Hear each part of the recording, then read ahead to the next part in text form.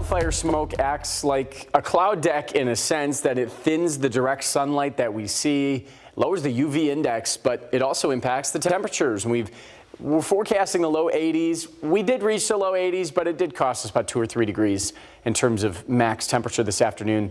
83 in Muskegon, 82 in Holland. Some areas already back into the upper 70s this evening.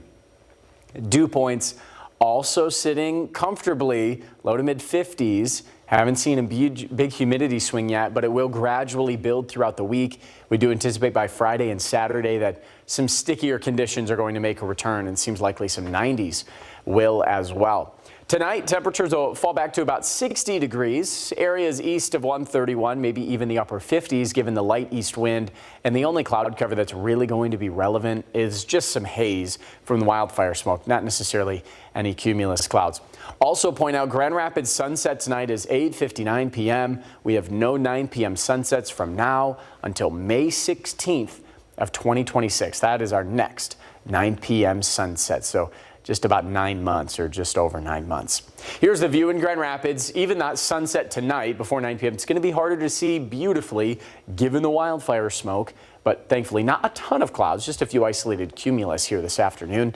Visibility technically improving at the surface, but even just a few 100 feet up, that's where the haze is really showing, and it's much lower in our upper levels, or lower levels rather, north of I-96.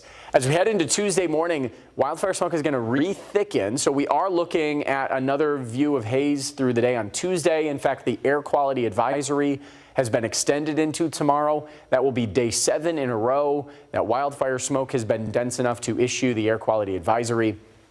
I think Wednesday, for now, is trending to clear out, but it's still a long ways away. A lot of those smoke models really don't pick up on it until short term.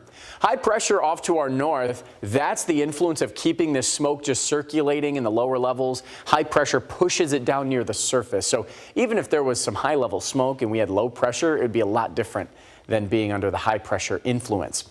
We lose the influence of that high pressure as we get into Wednesday and Thursday. That's when the smoke should clear. It's also going to spike temperatures. Notice the air mass changing in the upper levels.